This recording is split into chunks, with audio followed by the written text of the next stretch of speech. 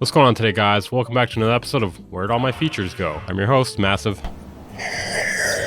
Today we'll be reviewing Sonible's Pure Limit. It's an AI-powered limiter that's meant to be simple and powerful. You just pick the genre and let it analyze. You can also manually adjust a few parameters. So it's 35 euros right now at the intro offer. Normally it's 49 euros. And it has a 30-day free trial, which is also pretty nice. Let's look at the promo video here really quickly. Use the power of AI in Sonible's Pure Limit to put the finishing touches. Cool royalty-free music. Did they generate that with AI too? Go for a tight and powerful low end in your beat. Hey, wait a minute. This is not a hip-hop beat. Add a live-like intensity to your rock song. I thought this was a hip-hop song a second ago. Transform your dance track from a rough mix into the powerful sound that matches your sonic vision. I mean, I don't think you should be using rough mixes in mastering. Maybe mix it a little more first. I don't know. So as you can see, it's like an AI limiter. It's very basic. Tell it what genre you're using. It'll set it for you. You can also control the gain, the inflation. These promo pictures are great. Why is their version of the plugin so big? It looks like it's photoshopped on there. Also, why are they both using the same project file on both of their computers? They also have nearly identical settings. Okay, so I've got this beat I made here.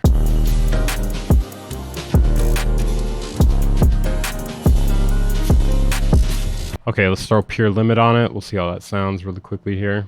Okay, so we're gonna put it on the hip hop setting, and then we will just press record. As you can see here, it made it a bit louder. It doesn't really seem like too much compression is happening, if any at all. You have the gain knob here. You can use that to turn it up to hit the limiter more, and then the inflation knob, which I guess increases the perceived loudness, maybe introduces some saturation or something. Let's hear what that sounds like when we turn the inflation up.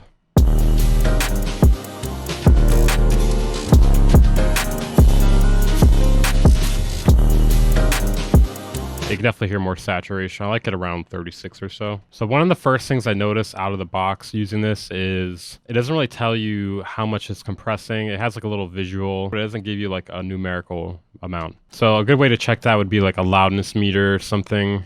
Like an easy one to use would be Insight. That one costs money though. You could use M Loudness Analyzer. I just don't like how that one works as much. It's also no undo button. Not a big fan of that, as you guys may know. It set it to about -12 LUFS and a true peak of -1 decibel. So it seems like it sets this to around like Spotify, Apple Music distribution levels, you know? So if you wanted to like, you know, set it for something more appropriate for SoundCloud or a DJ mix or something, or just get it as loud as possible, you're gonna have to turn up the gain quite a bit. Let's turn it up a bit and see how it sounds.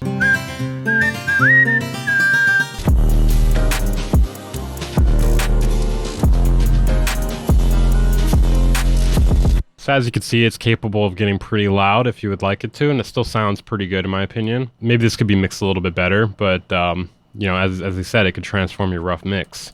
I'm just gonna leave this on because my hair is all fucked up. It's not funny. Stop laughing. So the good things about this plugin, it sounds great. It holds up against any other limiter and maximizer, really. I definitely appreciate the inflate feature though. I think that's pretty good. According to what it says in the manual here, the inflate dial allows boosting the overall level and bass energy of your signal, while low values add a subtle saturation of warmth to your mix. High values help to really blow up your signal and create a rich low end. I'm just going to assume it does some sort of saturation. The style setting is a nice feature to have as well too, but if it didn't have that and the inflate knob, then like what would this thing really be doing other than just setting the levels for you, really?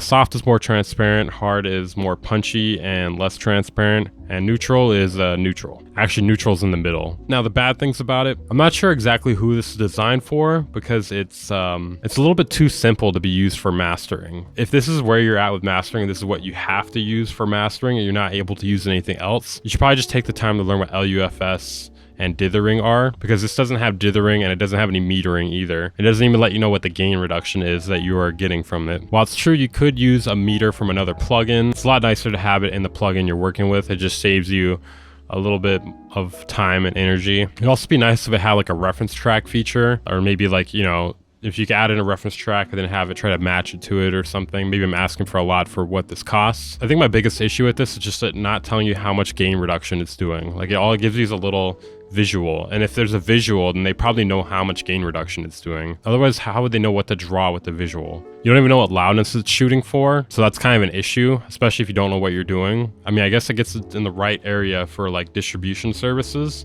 but you know, not everyone's always going to be using distribution services. I also find it kind of odd that the ceiling is in the settings. I mean, I feel like the ceiling doesn't need to be there. It could be just, you know, wherever else on the plugin. It's kind of an odd place to hide it. It's like they were trying to hide it from the idiots. Another issue I have with this is there's no onboard dithering, you know, and if you don't know what dithering is, then you should probably just take the time to learn what dithering is and get a plugin that also does dithering within it. I mean, it's true you could dither while you're exporting your master, but you're not able to hear the dithering while you're exporting it. So you're gonna have to render it, listen to it, figure out if that's the one you like, compare it with another one. It would just be a lot faster to be able to just do it in the plugin. That's one thing I like about Ozone and Pro-L. So who is this plugin for exactly? I would say it's for people that don't know what they're doing with mastering their own tracks, but they don't intend to learn what they're doing ever, or it's just too complicated for them. If you just want to quickly master something for Spotify, Apple Music, etc., I mean, this will probably do the job pretty well, because mastering for those platforms also isn't that tough to begin with. So, you know, it would definitely be more useful for beginners if it at least let you select what platform you plan to upload this on, kind of like how Ozone's AI does it. So some alternatives I could think of this, they all cost a bit more.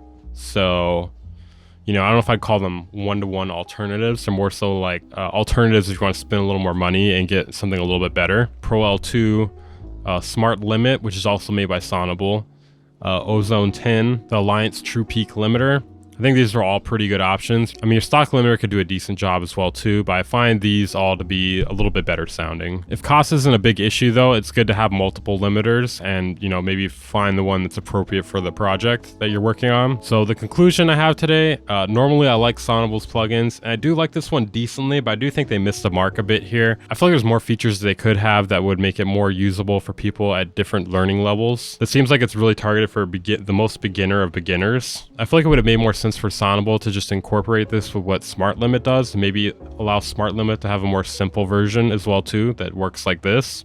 And then you could just work with a simple version of the plugin or a more advanced version of the plugin like Smart Limit. I'm not sure if I explained myself here correctly. I mean, all together in one plugin. I definitely have mixed feelings about this plugin. I like the sound of it. I don't like the fact that it's lacking a bunch of features though. The lack of metering, the lack of dithering, any semblance of showing you what your gain reduction is. It's just lacking a lot of basic information. I give Pure Limit a 6.5 out of 10. I could maybe bump it up to a 7 if I'm just focusing completely on the sound and the price of it. And I'm more so considering the normal price, not the intro price, because I'm pretty sure that'll run out soon anyways. But you're just better off like saving up your money a little bit and getting Smart Limit instead, or any other limiting plugin. I feel like Smart Limit from Sonable is a better option. Their other limiting plugin. Thank you guys for watching. Make sure to subscribe if you haven't. We're trying to get 25,000 by the end of the year. We're pretty close. We have 10 days left. I'll see you guys in the next video. What video should we do next?